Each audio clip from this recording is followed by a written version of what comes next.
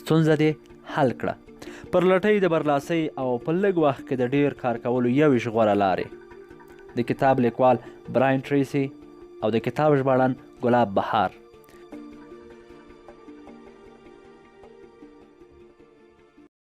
نولسم څپرکی ډیر وخت رامنځته کړئ.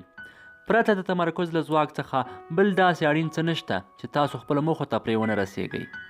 نیدو کوبین. د وخت د رامنځته کولو ستراتیژي دا ده چې د پلان او مهالویش پر بنسټ د خپلو کارونو سرته رسولو ته ژمن شو. د ډیرو اړینو چارو د سرته رسولو لپاره تاسو مهالویش او اوږدمهاله پروګرام ته اړتیا لرئ. د وخت د رامنځته کولو وړتیا تاسو او ستاسو ژوند ته خورا ارزښت لري. بریالي پلورونکي د اخیستونکو د لیدلو لپاره مشخص وخت ټاکي او یاد کسان له ټنبلۍ پرته هغه چارې سمبالوي چې اکثره وخت یې نه خوښوي. د سارې په ډول دوی پریکړه کوي چې هره ورځ د سهار 10 الا تر 11 بجو پورې له خپلو کاکاګانو سره وګوري او یاد عمل هره ورځ له ځنډ پرته د یو منظم پلان له مخې پر مخ بیایي.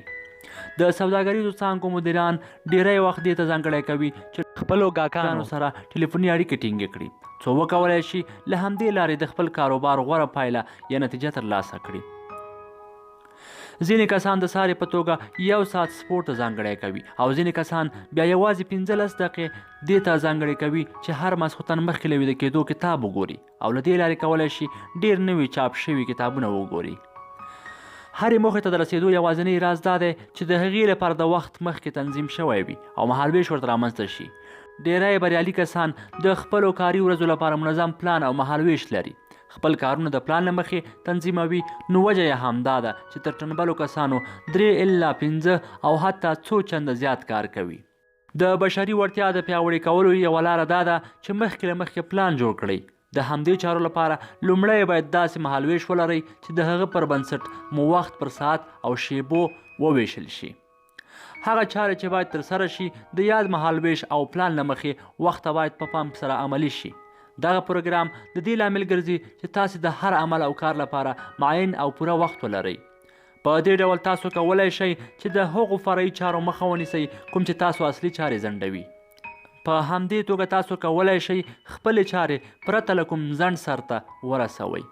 تر ټولو ښه او غوره کاري عادت دا دی چې هره ورځ سهار وختي له خوبه راویښ شئ او د کور ځینې چارې ترسره کړئ. هغه وخت چې تاسو د کور د چارو د ترسره کولو لپاره مصرف کړئ کیدای شي 3 چنده له هغه چارو زیات وي چې تاسو یې په کاري چاپیریال کې ترسره کوئ، ځکه چې په کور کې نه څوک ستاسو په چارو کې مداخله کوي او نه هم د ټلیفوني اړیکې مزاحم کیږي. همدارنګه کله چې کاري سفر لرئ تاسو کولی شئ د مخکیني پلان له مخې تیاره د خپل کاري اتاق په توګه وکاروئ او له پرواز سره سم خپلې چارې پر مخ یوسئ. د یادو چارو له ترسره کېدو وروسته به تاسې حیران شئ ځکه هلته به هیڅوک ستاسو مزاحمت ونه کړي.